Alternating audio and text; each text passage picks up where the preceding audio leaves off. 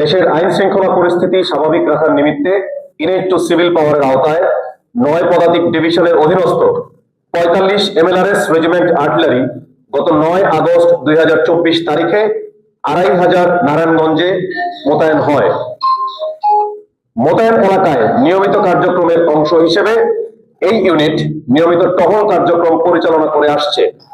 জনগণের নিরাপত্তা নিশ্চিতকরণ, বিভিন্ন পোশাক শিল্প কারখানায় স্থিতিশীলতা রক্ষা, থানা হতে লুট হয়ে যাওয়া অস্ত্র উদ্ধার, মাদকদ্রব্য উদ্ধার, মহাসড়কে নিয়মিত চেকপোস্ট স্থাপন সহ বিভিন্ন কার্যক্রম এই ইউনিট পরিচালনা করে আসছে। আজকের এই অভিযানটি পরিচালিত হয়েছে নারায়ণগঞ্জ জেলার ২৫০০ উপজেলার কালাপাহাড়িয়া ইউনিয়নে। এই এলাকাটি চতুর্পাশ থেকে নদী দ্বারা বেষ্টিত হওয়ায় ভৌগোলিকভাবে বিচ্ছিন্ন একটি সংবেদনশীল অঞ্চল এবং দীর্ঘদিন ধরে অপরাধ প্রবণ এলাকা হিসেবে পরিচিত।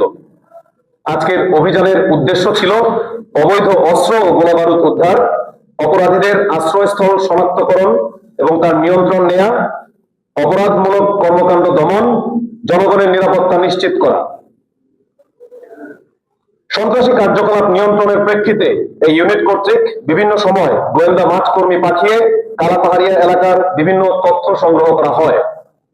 গোয়েন্দা তথ্যের ভিত্তিতে এই এলাকায় বিভিন্ন অবৈধ অস্ত্র, মাদক এবং থানা থেকে লুটকৃত অস্ত্র থাকার সম্ভাবনা রয়েছে বলে জানা যায়।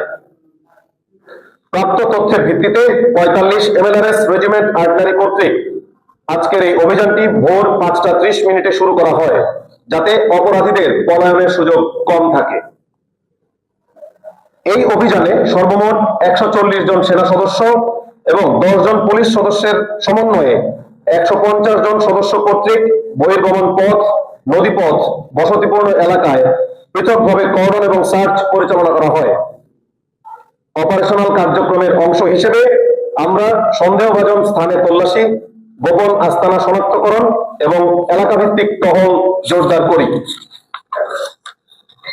আজকের এই অভিযানে উদ্ধারকৃত দ্রব্য সামগ্রীর মধ্যে ২৫০০ থানা হতে লুট হয়ে যাওয়া একটি ৯ মিলিমিটার পিস্তল, একটি পিস্তলের ম্যাগাজিন, ১০ রাউন্ড পিস্তল অ্যামুনিশন, একটি পিস্তল কভার এবং ৫ রাউন্ড শটগানের গুলি উদ্ধার করা হয়। এছাড়াও ৮টি ককটেল, বিপুল পরিমাণ দেশীয় অস্ত্র, চাইনিজ কোরাল, ইলেকট্রিক শটগান, একটি মোবাইল ফোন, মদ এবং ১০ লক্ষাধিক টাকা উদ্ধার করা হয়। আজকের এই অভিযানে ৫ জন দুষ্কৃতিকারীকে আমরা আটক করতে সক্ষম হই। এই অভিযানের ফলে এলাকায় অপরাধমূলক তৎপরতা উল্লেখযোগ্যভাবে হ্রাস পাবে বলে আমরা আশাবাদী। জাতীয় সংসদ নির্বাচনকে সামনে রেখে এলাকায় স্থিতিশীলতা রক্ষার ব্যাপারে আমরা বদ্ধপরিকর।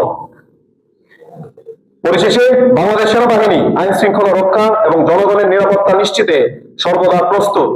প্রয়োজনে ভবিষ্যতেও এ ধরনের অভিযান অব্যাহত থাকবে।